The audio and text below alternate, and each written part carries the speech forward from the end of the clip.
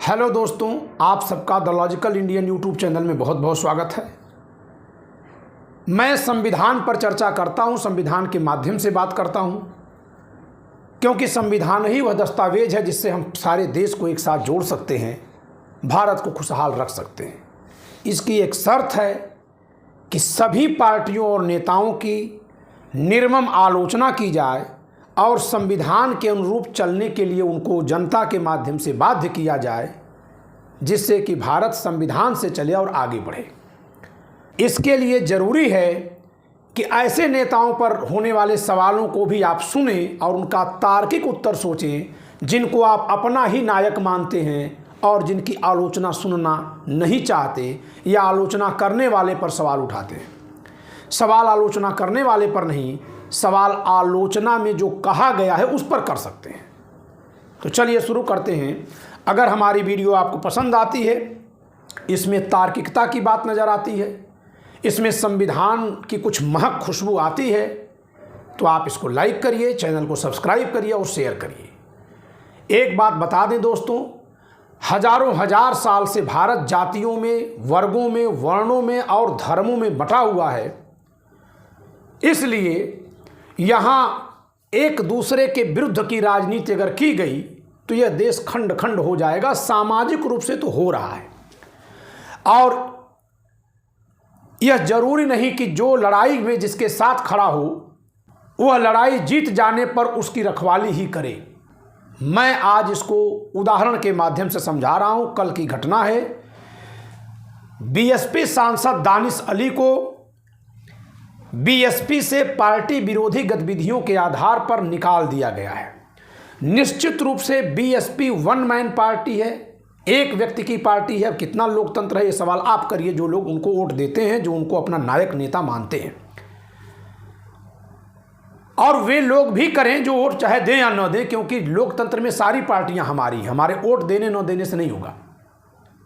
लेकिन जो उसमें आस्था रखते हैं वो जरूर सोचें कि क्या ऐसे वक्त में दानिश अली को निकाल देना उचित था, और अगर ये उचित नहीं था तो फिर ऐसी क्या मजबूरी है और आधार है कि इस वक्त पर इनको निकाला गया। पहले थोड़े पीछे के घटनाक्रम पर चलते हैं। सदन में देखिए कि जो कोई अडानी पर सवाल कर रहा है उसे जेल भेजा जा रहा है या निकाल दिया जा रहा है। 4 दृष्टांत आपके सामने हैं। सबसे पहला दृष्टांत है राहुल गांधी। अब तमाम लोग उनको तो अपना नेता ही नहीं मानेंगे, क्योंकि उनकी जाति के नहीं है। वो बेचारे सबसे परेशान है, क्योंकि उनके कोई जाति बैंक का वोट नहीं है, धर्म का वोट नहीं है ना। इस नाते वो 4,500 किलोमीटर यात्रा चला, लेकिन इस नाते वो जेल जाते जाते बचा बिना किसी आरोप के। अदालतों में तो सब ब्राह्मण बैठे हैं ना, है कि नहीं? और सारे ब्राह्मण कांग्रेसी हैं या भाजपा ही हैं, और पी चिदम्बरम जेल में थे। यही नेताओं ने समझा रखा है वोट बैंक बनाने के लिए। वो विचारधारा पर बात नहीं कर रहे हैं, वो जाति और धर्म पर बात कर रहे हैं। तो मैं भी वही अब बात करूंगा। उल्टे क्रम में जब कर दूंगा तो सारी जात धर्म की राजनीति की कलई खुल जाएगी। तो चलिए, राहुल गांधी, संजय सिंह, महुआ मोइत्रा, 3 की जातियां जरा पता कर लीजिएगा। ये 3 लोग अडानी पर सवाल उठाने वाले, मोदी सरकार की निर्मम आलोचना करने वाले तीनों सांसद कहां कहां भेज दिए गए सरकार के द्वारा। चौथे हैं दानिश अली। जरा कोई दलित सांसद का नाम बताइए तो। होंगे ना सदन में, बहुत सारे लोग होंगे। 131 तो बाबा साहब के पूना पैक्ट से बैठे हुए हैं। कितना लड़ रहे हैं? सारी समस्या के जड़ ब्राह्मण, सारी समस्या के जड़ ठाकुर, कहते रहिए। लेकिन बीपी सिंह को नायक मत मानिए, पंडित जवाहरलाल नेहरू को नायक मत मानिए, तो गोलवल कराएंगे। क्या दिक्कत है? सारे तरह के विकल्प हैं। आइए लौटते हैं। इस समय इनके निकाले जाने का क्या औचित्य है, जबकि ये खुद दलित बना दिए गए सदन के भीतर। दलित मैं शाब्दिक अर्थ पर कह रहा हूं। दलित वह है जिसको दला जाए, सताया जाए। भारत की संसद में अगर किसी को जातिबोधक शब्दों से गाली दी गई तो ये बेचारे संविधान में तो SC ST भी नहीं है कि मुकदमा कहीं करवा लें। लेकिन जिस समाज को मुकदमा करवाने के लिए कानून संसद में लिखा है, उस समाज के नेता एकदम चुप, पार्टी एकदम चुप,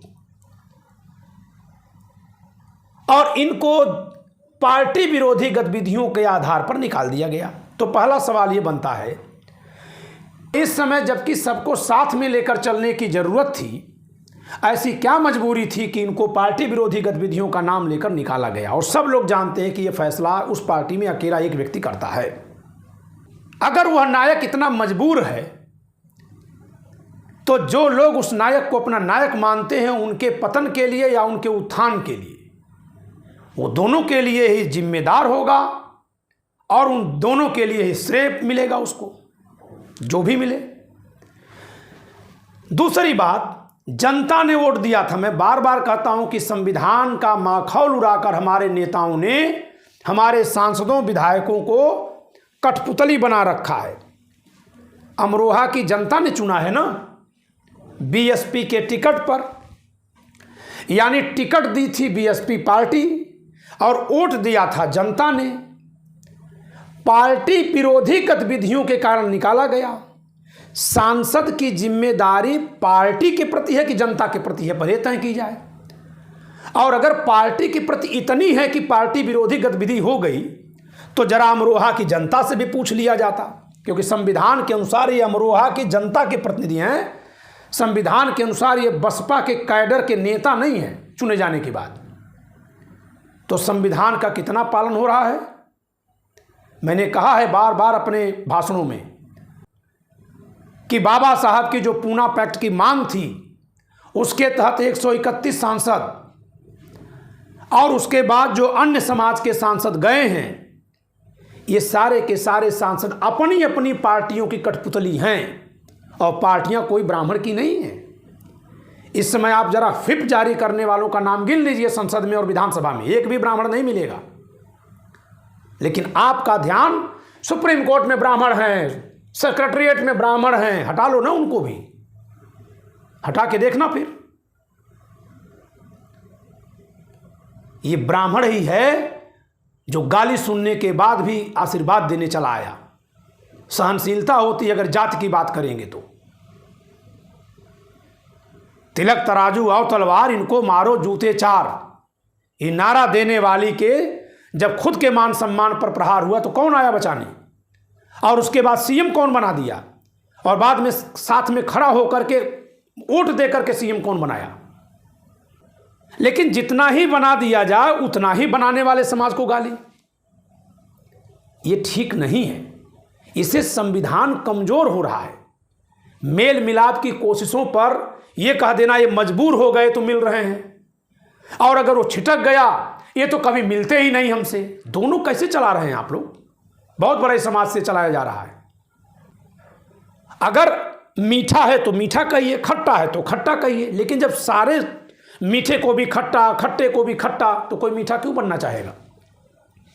पहला सवाल कि अमरोहा की जनता के प्रतिनिधि हैं या BSP के प्रतिनिधि हैं, संविधान में आस्था रखने वाले लोग सवाल करें। नहीं तो केवल बाबा साहब की मूर्ति और मूर्ति में संविधान की पत्थर की फोटो लगा देने से संविधान की रखवाली नहीं होगी। इनको अमरोहा की जनता ने चुना है, तो पार्टी के विरोध में अगर गए भी तो क्या अमरोहा की जनता के विरोध में गए? पता लगाइए पहले, कोई सर्वे करवाया वहां से पार्टी ने? अब आप समझ लीजिए कि सांसद विधायक की औकात क्या बची हुई है कि उधर से गाली सुन रहा है, इधर वाला दो चाटा मार के भगा दिया, चला चुप। घर में जो छोटे बच्चे होते हैं ना, कि कभी कोई दुलार दिया कभी कोई डांट के भगा दिया, उससे भी बदतर हाल है हमारे सांसदों विधायकों की। तो जरा इसको देखिएगा, ठीक है? ये बहुत ज़रूरी है। मैं इसलिए बोल रहा हूँ कि सिर्फ दूसरों की आलोचना करना, सिर्फ दूसरों की आलोचना करना, अपने सुधार पर अपनी ओर से किसी कमी पर ध्यान न देना। आज़ादी के समय 3 ब्राह्मण थे, मैं 3 ब्राह्मणों की बात करूँगा। गोलवलकर RSS के प्रमुख के रूप में, पंडित जवाहरलाल नेहरू भारत के प्रधानमंत्री और कांग्रेस के नेता के रूप में, और शारदा कबीर जो बाबा साहब से विवाह करती हैं, 22 वर्ष बड़े उम्र के व्यक्ति से विवाह करती हैं, बीमार व्यक्ति से विवाह करती हैं, एक ब्राह्मण लड़की। यकीन मानिए कि अगर उस तरह का कोई ब्राह्मण नेता रहता ना, बाबा साहब जैसा, और शारदा कबीर जैसी कोई दलित अगर शादी कर ली होती ना, तो ब्राह्मण समाज बाबा साहब से ऊपर मूर्ति लगा देता शारदा कबीर की, ताकि समाज जुड़ा रहे। और लोकतंत्र में तो जोड़ना और जरूरी है। लेकिन यहां क्योंकि जात की राजनीति करनी थी, उस जाति में ब्राह्मण विरोध की राजनीति करनी थी, इस नाते ही सविता अंबेडकर पर लांछन को हवा दी गई। ये सीधी सीधी राजनीति समझ में नहीं आ रही है। तो जब आप सबको हटा देंगे फिर कहेंगे हमको पीएम बनाइए, कौन बनाएगा? जनता बनाएगी ना। जनता में लोकप्रिय होइए। अब दानिश अली के निकाले जाने पर मुस्लिम समाज में बेचैनी हुई होगी कि नहीं हुई होगी? अतीक अहमद सपा बसपा के नेता हुआ करते थे, मुख्तार अंसारी सपा बसपा के नेता। अगर ये अपराधी थे तो इनको बढ़ावा किसने दिया? क्या मुस्लिम समाज में अच्छे लोग नहीं थे? ऐसे नेताओं को बढ़ावा दिया गया उस समाज से कि ताकि शेष समाज को मुस्लिमों से नफरत पैदा हो जाए। अगर मैं ही ब्राह्मण के नाम पर आकर के शेष समाज को गाली देने लगूंगा तो लोग यही तो कहेंगे ना कि ये देखिए ब्राह्मण गाली देने वाला है। तो ब्राह्मणों से नफरत बढ़ेगी कि घटेगी? बढ़ेगी। और ब्राह्मणों को गाली देने के नाम पर ही अगर कोई पार्टी मुझे हीरो बना देगी तो इसका मतलब है कि वो चाहती है कि समाज में ब्राह्मणों से नफरत हो जाए। तो ये जो मुसलमानों से इतनी नफरत हो गई समाज को, इसके पीछे के तत्व कौन है? वे लोग हैं जो सिर्फ मुस्लिम वोट के लिए ऐसे मुसलमानों को टिकट दिए जो बाहुबली हों, अपराधी प्रवृत्ति के हों। क्या दूसरे मुसलमान इस देश में नहीं हैं? एक से एक मुसलमान पड़े हुए, एक से एक काबिल सक्षम पड़े हुए हैं। ऐसे ही एक से एक ब्राह्मण भी पड़े हुए हैं, लेकिन टिकट अमरमणि त्रिपाठी को मिलेगा। यह राजनीति किसने की है?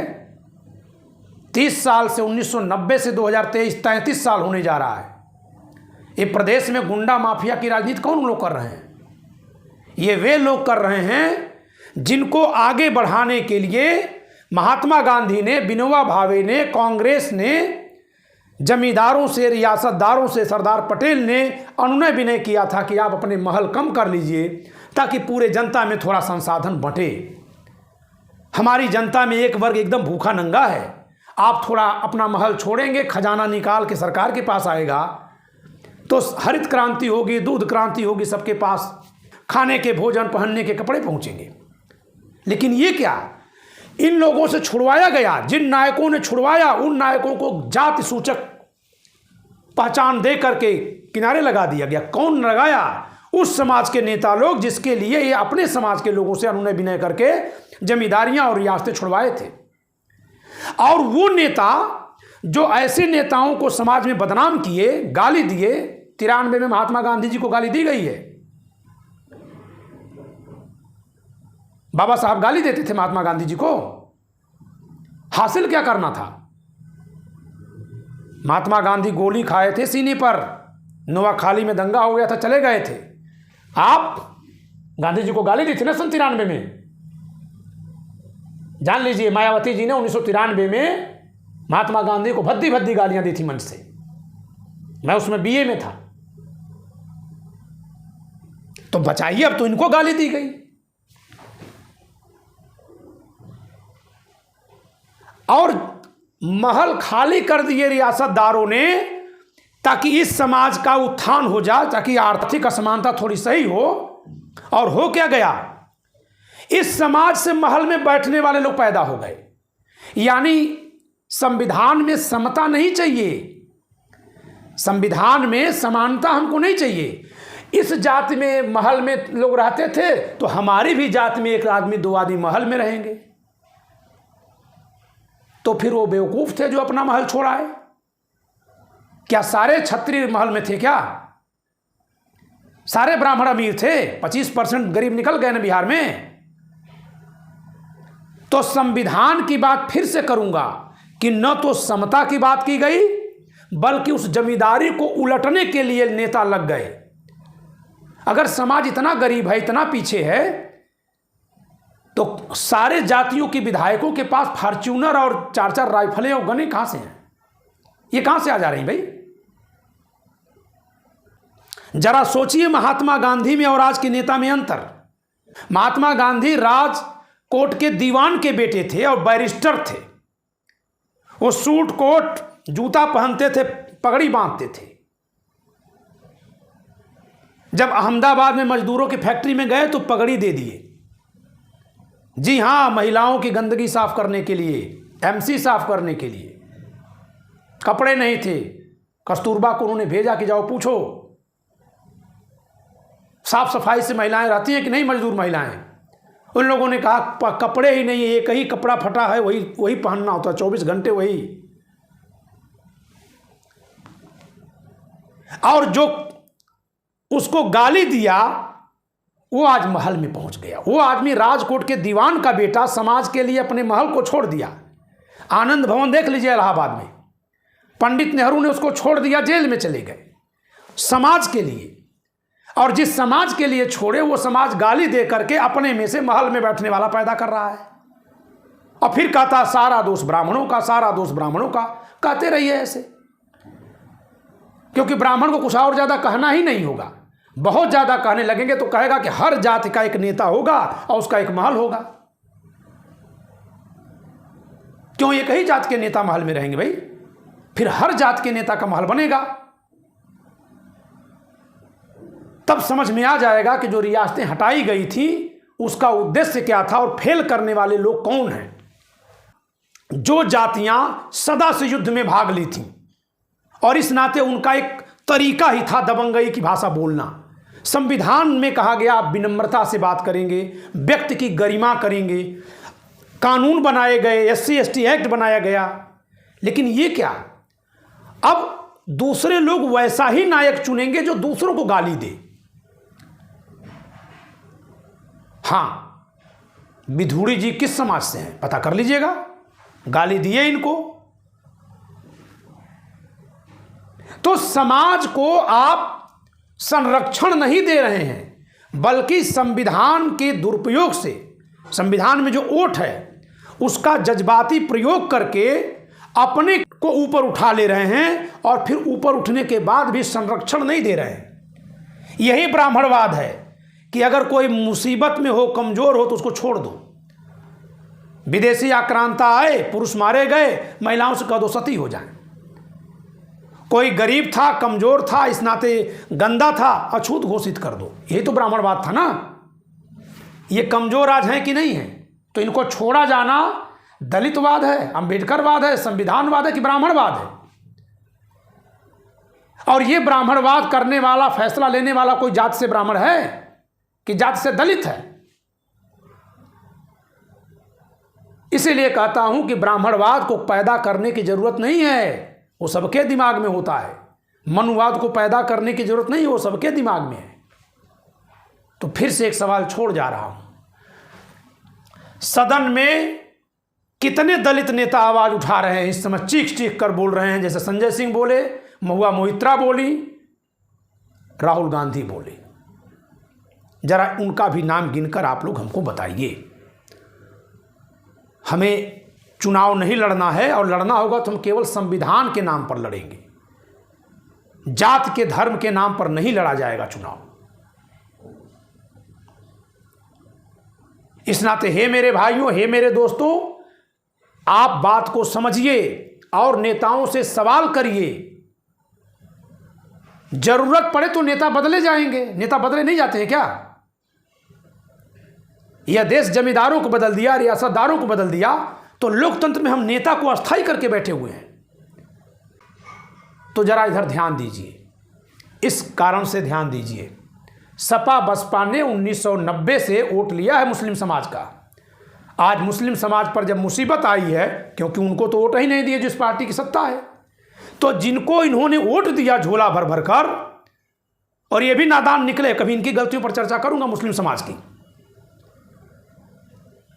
तो ये झोला भर भर कर जिन पार्टियों को वोट दिया, आज उसने पीछा छुड़ा लिया है, आराम से हट गए, क्योंकि सारा दोष तो देश में ब्राह्मणों का है।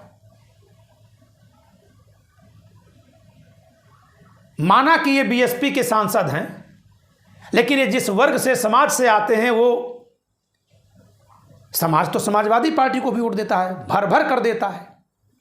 कभी चर्चा करूंगा उस पर। तो आजादी के समय ब्राह्मणों को 3 विकल्प थे, गोलवलकर, पंडित नेहरू और शारदा कबीर। शारदा कबीर बाबा साहब से ब्याह करके उनके साथ हो जाती हैं। 1948 में होती हैं, जब वो संविधान लिख रहे होते हैं, उनके साथ हैं। तब उनको मारने की जरूरत नहीं थी बाबा साहब को, है ना। क्या साजिशें चलाई जाती हैं देश में। फिर वो हिंदू कोड बिल, महिलाओं के उद्धार के लिए आंदोलन करते हैं, दुखी होकर इस्तीफा दे देते हैं। तब भी उनको कोई नहीं कहा कि नहीं बाबा साहब को ऐसा कर दो ताकि आवाज न उठ जाए महिलाओं के पक्ष वाली। वो कानून बन गया, पारित हो गया। फिर बाबा साहब कहते हैं कि हम हिंदू धर्म ही छोड़कर चले जाएंगे बौद्ध धर्म में। कबीर उनके साथ चली जाती हैं, सविता अंबेडकर साथ चली जाती हैं, वो धर्म परिवर्तन कर लेती हैं। अब ऐसा क्या बचा था कि इसके लिए सविता अंबेडकर उनको, तो मानते किसको हैं बाबा साहब को? जात के नाम पर मानने वाले लोग, खुद जाति के बंधन में, दीवार में बंधे हुए हैं, इसी नाते दूसरे जाति का त्याग दिखाई ही नहीं देता है।